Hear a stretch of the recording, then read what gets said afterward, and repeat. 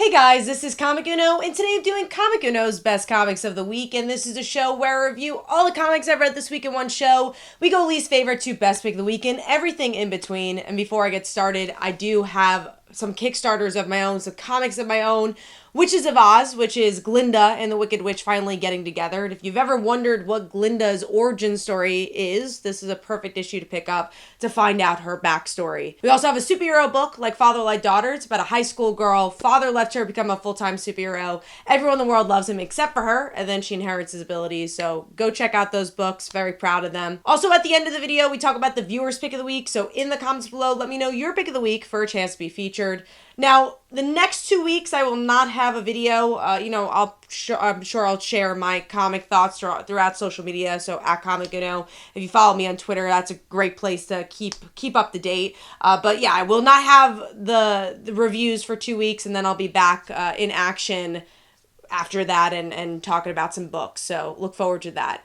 This week was actually a pretty small haul with only 8 books, but there was one big book that I'll definitely be talking about. That's the end of Amazing Spider-Man, this run, and then we're jumping into this in-between run between the next big creator that's going to be jumping onto Spider-Man. Well, let's get started. Number 8 for me is NYX issue 4. This is a book that I wanted to drop, honestly, but there's just so few books coming out. I'm like, all right, I'll give one more issue for NYX, and it's the same problems I've been kind of having with it. I just feel like the chemistry between the characters are kind of off, and I just can't sink my teeth into this book. I want to love it. I love young heroes. I enjoyed the original NYX, but there's something about this that just, again, it's hard for me to sink my teeth in and really want to read more. So, and artwork I think is just okay for this one as well. If you like Prodigy, maybe you'll enjoy this issue because it's a deeper dive into him, but it really didn't do much for me. So I'm going to give that 2.5 stars, and that is number 8. Moving on to number 7, which is Hexiles issue 1. This is a Mad Cave book. I really like the premise of this one. It's these kids who have powers, and they all have the same dad. They don't know their dad. He died. He had some deal with the devil, and now they have to work together even though they never knew, again, their dad and also each other. I think it's an interesting premise. I do feel like the artwork was a bit dark, and there wasn't as much character development as I wanted to have. But if I have a light week again, I think I'll pick up issue 2 to see where it goes. But I also think if I had a very heavy week like I had last week and next week, I actually have a lot of books as well, then I probably wouldn't pick it up. So it's kind of on the fence for me. So overall, giving that one 2.5 stars, and that is number 7. Moving on to number 6, another book I was kind of debating on dropping, but that's Multiverses Collisions Detected. This is a video game book, and honestly I thought this was one of the more fun issues because we get to see the characters actually interact with each other. I especially liked Harley and Poison Ivy. I thought they were a lot of fun with their interactions between each other and Joker, and just seeing these other Warner Brother characters highlight their personalities as they interact with each other and defeat the bad guy. You know, I think it's a fun enough series if you're looking for a good palate cleanser book in your haul, but I also don't know if it's blown me away as much as I wanted to. So I'm going to give that 3 stars, and that is number 6. Moving on to number 5, which is the topic of the video. And that's Amazing Spider-Man issue 60. As you can see, it wasn't like my worst book of the week, but it puts a cap on the things I didn't really like about this run.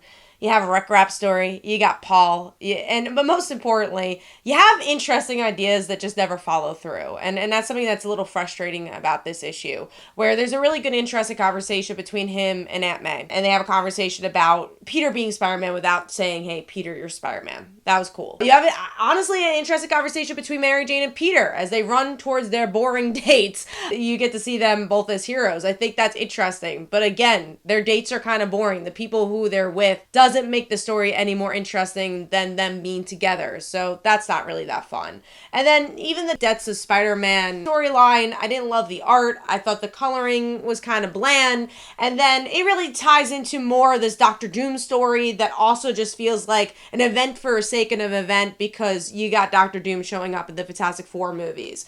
So overall, it's okay. Like I said, there's some premise. I feel like there was maybe even one more interesting thing that I'm already forgetting that happened in this issue, but maybe it really was just Mary Jane and Aunt May. Oh, Chasm. was the other one. Another character that, okay, cool, Ben Reilly's a villain. We've seen that many times. He's lurking and wanting that life for himself again. Again, interesting idea that just doesn't have a follow through. And now that it's the last issue, is that next creative team going to do anything with it? I don't know. And that's why this issue is a little bit more frustrating. And you have the John Romita Jr. art, which I didn't really enjoy, but then you have really solid artists like Patrick Gleason on this book, so it's very half and half for me. And overall, should you pick up Zeb Wells' run? No, I don't think it really did much for the Spider-Man mythos. I think it's honestly a very forgettable run that I wish I could say stronger things about, because I think even like Nick Spencer's run that had some stuff that I did not enjoy, there was a lot of shining moments in that and good art. And we got the Gold Goblin from that. And this, I don't know if we got really much besides maybe Mary Jane being Jackpot, that I think other books did better. Like anytime she teamed up with Black Cat was really the only times I'm like, this is a really cool choice. And I don't think any other title has really heightened the idea that Mary Jane is Jackpot. So overall, giving that 3 stars, and we'll see what the next round brings, but I didn't really love the teaser in this issue. Moving on to number 4, which is Feral issue 7. I like this book a lot. This is a bit more of a point A to point B, where we get to see these characters that are kind of filler characters, and then we get to see these kittens, but then the end result, it was really interesting that they get trapped and you're like, oh no, they're gonna die, and it ends up being that these humans are keeping all the cats captive. You're like, oh, maybe this is an okay thing, maybe they're trying to keep them safe from the rabies, but also it could be that they're hunters. I don't know. Leaves you on a really interesting cliffhanger, all while obviously you're dealing with the rabies aspect and in other animals as well, like rats and foxes. So it was an interesting issue, but like I said, it's more point A to point B than anything, which makes sense because the last issue was a kind of more major issue. So giving that one 3.5 stars, and that is number 4. Moving on to number 3, which is Power Rangers Across the Morphin Grid, issue 1. If you're a Power Rangers fan, I really recommend this one. I think it did short stories and anthology as well as you can. I'm not a huge anthology fan, so I don't think I've ever given an anthology 5 stars, but I think this is exactly what I want from an anthology. You have some of the Power Rangers writing their characters in a fun way. I really especially like the Blue Ranger, where we got to see him working together with the Rangers in a certain way. And then you get to just see other characters that maybe don't get the spotlight as often, and you get to color in their backstory a little bit, like Rocky. I thought that was super interesting with his sister. That was kind of referenced in the main series, and now you actually get to see that relationship.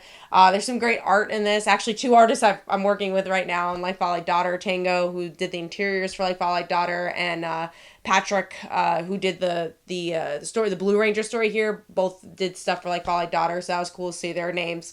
But yeah, it was just a really solid issue. I liked what they colored in.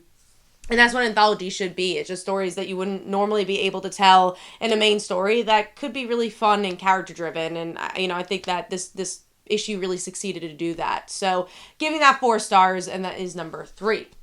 Moving on to number 2, a book I was really surprised by, and that is Hiy Street Devourer, issue 1. I was kind of on the fence with Hyde Street with issue 1. I still don't know if I'm getting issue 2, but I will say I think this issue convinced me more to get issue 2. It's just that when issue 2 comes out, I'm getting like 20 books, so it's just one of those weeks where you're like, you gotta cut stuff, but also I want to give Hyde Street a good chance, especially after this issue, which is more of a one-off and a side story about the people of Hyde Street and this woman who is addicted to being skinny and how that affects not just her, but her whole family lineage. And there's this like diet drug situation that you find out some interesting twists about in the issue. Some really, really good artwork that is very reminiscent to the art of the main story. So that really helped as well. And it's just a really haunting story that I think a lot of people could relate to. And honestly, a story I've never seen people tackle in this way about body issues and weight loss. I just thought it was a really interesting horror story that touches upon real life issues. So giving that one 4 stars, I thought it was a really great way to open the world of Hyde Street. So giving that one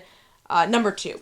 Moving on to number 1, which is Uncanny Valley issue 6. This is just as meta as all the other issues, and honestly probably even more meta, where we get to see how the creator, I guess, of this world came to be, and how, especially of this kid, so we get to see the grandma of the kid, how she became part of this world. And I really like the idea of the conflict between art and real life, where art has been affected by the struggles of real life. And obviously this is coming from the point of view of a cartoon character. I really liked seeing the Disney effect of it all too, because obviously it's public domain now to use Steamboat Willie. So it was cool to see that turn into like Fantasia. So if you're a fan of cartoons, I think you're going to really enjoy the history of this, but then also just how deep it is with the monologue about our world again and the cartoon world, and comparing the two, all while you're also developing the story. You're learning more about this family. You're opening the world a little bit more. And obviously the next issue, we'll see how our main character gets affected by all this. So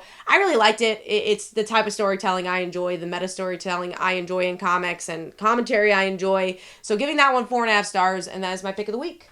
Let me know in the comments below what your favorite books were. And the viewer's pick of the week from last week was TMNT, and here are some comments about that. Hopefully you guys enjoyed. This is Comic Uno, and I'll see you guys in the next one.